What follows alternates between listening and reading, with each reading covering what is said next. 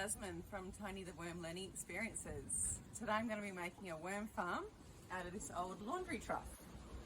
So this is where all our household scraps that are going to be saved from going to landfill will be fed to the composting worms that are going to be living in this worm farm, and then in a few months time we can gather the castings and feed them to the soil and keep the plants happy in our garden here. So when it comes to setting up a worm farm, so at the bottom we're going to have this drainage hole here where all the liquid from the castings is going to flow down. I'm going to catch it in a bucket below. So we don't want all the castings clogging up the plug. So I'm just going to use a couple of scrap pieces. Got a bit of a plastic mesh and this bit of gauze here, and that's going to just keep that plug hole nice and free and clear. Then first we're going to have a layer of scoria on top of that. So we're going to put that over the plug hole like so and fill that bottom layer of the trough with this scoria. So that's going to allow some air to flow, which is really important in a worm farm. You need a lot of air to help the decomposition process, and it's going to catch all the sediment before it goes through to the plug hole. Alright, so on top of the scoria, or actually I'll probably give that a wash through. I've already washed this, but yeah, give that a good rinse through, get rid of all the dirt that it comes along with, and then it's off to a good start. Then we're going to do another kind of catchment layer here. This is the shea cloth, so I'm just going to put a little layer of that over the scoria.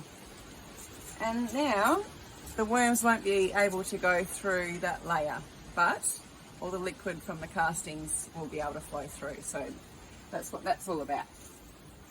Okay, so we want some either some compost or some animal manure, so cow or sheep or horse manure would be great. So we're going to add some of that.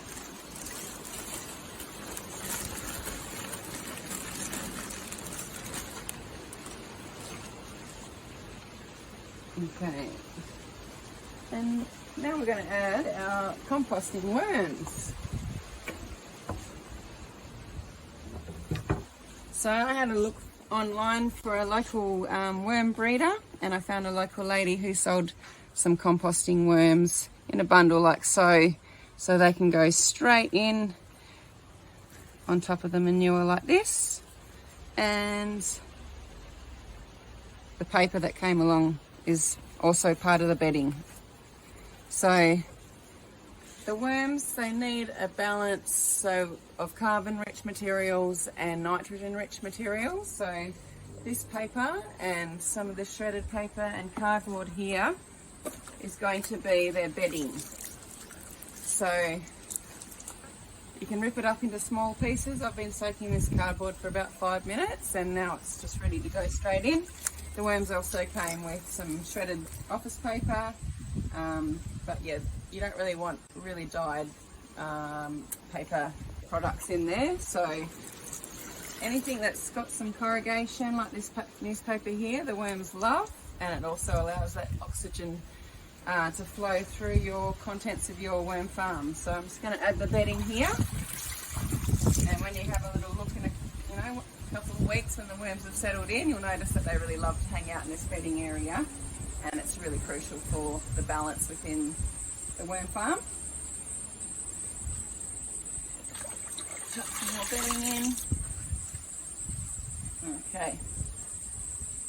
So we've also got some scraps from the home. So we've got some tea bags. This is all food for the worms.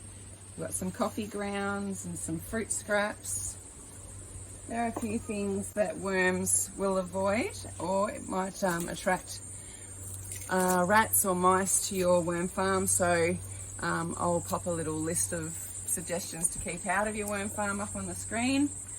Again, we've got a toilet roll here, so that's your carbon, and some beautiful scraps. So the smaller you cut your scraps up, the better, and that will allow the whole decomposition process to get started, and the worms can hook in when it's right for them.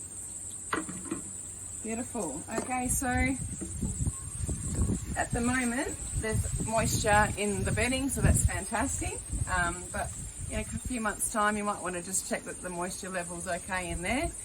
If it looks a little bit dry, so it should be kind of the consistent, the moisture content, if you were to squeeze it like so, it'd be just like a wrung sponge, so give you an idea of how wet. But if you're going to have the plug hole allowing the liquid to go through, then you're going to catch any excess anyway, but you don't want it to be too dry.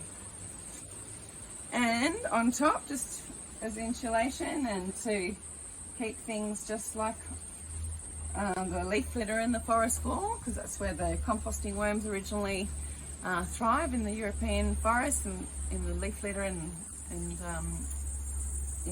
Europe. And so this is the blanket on top, so you can use any kind of natural material. I've got an old cotton tablecloth here.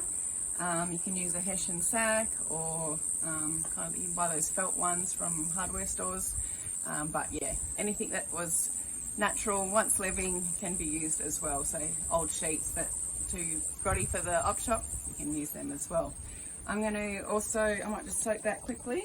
But yeah, if you do notice your contents is a bit dry, you can just give it a squirt over the blanket, and that will just be a beautiful little environment for your composting worms to eat through all your household scraps. And just underneath here, we're going to keep a small bucket to catch any of the liquid that gets through, and you can dilute that so it looks like a kind of a weak tea colour, and feed that onto your garden when it smells really earthy. Okay, well, thanks for listening. Oh, don't forget the lid. Cool. Thanks for listening. See you later.